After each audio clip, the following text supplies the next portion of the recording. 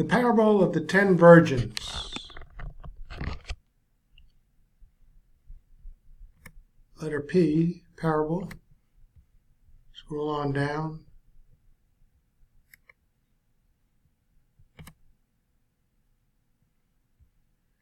Take a look at the verses. 25, 1 to 13.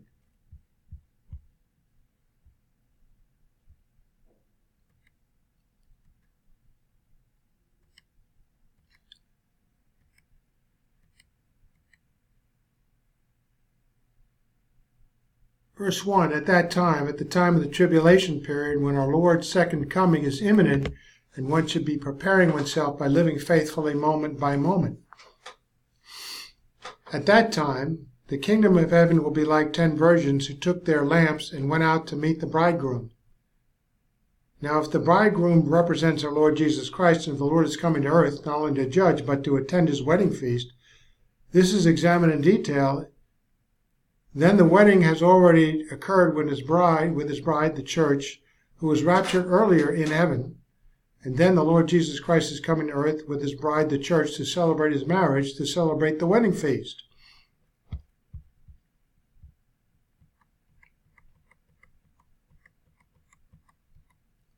So, the foolish virgins did not take extra oil, notice.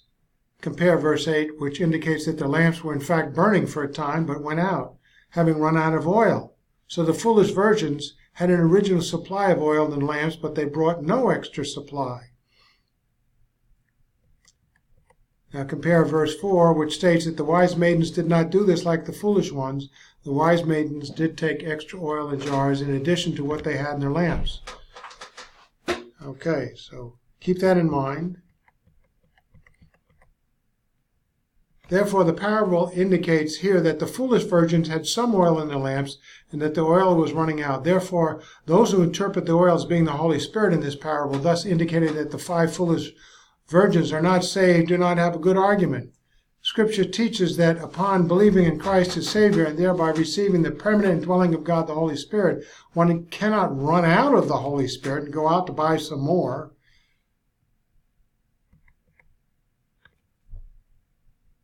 So the wise are called such because they are prepared for the bride's delayed coming.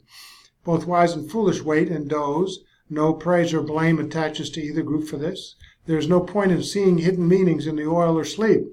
The sole distinction between the two groups is this.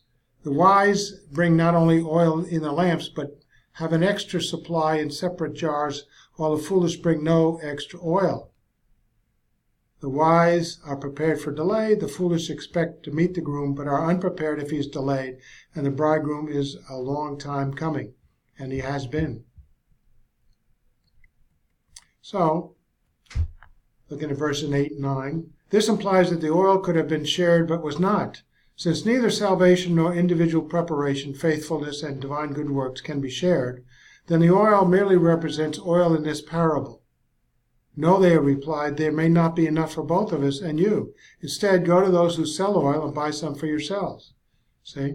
It's practical. Don't read into it too much. The question of whether or not the 5 foolish virgins came back with oil is to miss the point of the parable. There is some question as to whether one could buy oil at such an hour in the night. In any case, going into minute details in our Lord's parable would be to miss the simple point of this parable, the value of preparedness for the moment that our Lord comes, and not to be still having to be prepared 10 minutes or even a second later. I don't know you. The bridegroom truly, I tell you the truth, did not recognize the 5 foolish virgins after he went inside the banquet. The reason for this is not specifically stated, but the context indicates that it was primarily because the 5 foolish virgins were not there to greet the bridegroom at his arrival with lamps lit, and therefore recognizable as part of the wedding party. Furthermore, such salvation is not in view in this passage. Since salvation is not in view in this passage, especially considering the fact that eternal life is not dependent upon an individual's preparation or his faithfulness, then we must consider what else, I don't know, you can mean.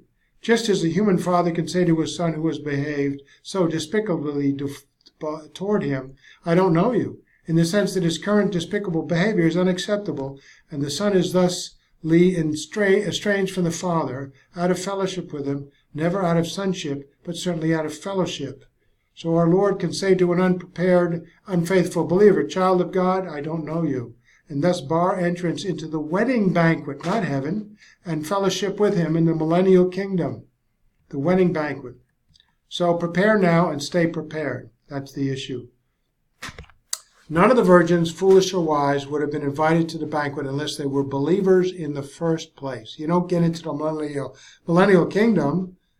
The wedding banquet can only be for believers because it is to be held after the judgment of the nations, when the unbelievers will be killed and cast into the lake of fire. Matthew 25, 31 to 36.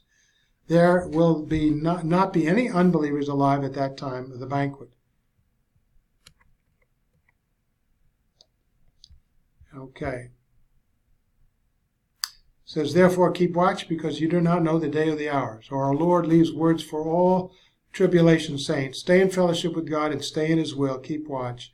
By indirect application and by examination of other passages, one may conclude that the same command goes to the believer in our age and all ages. Stay prepared.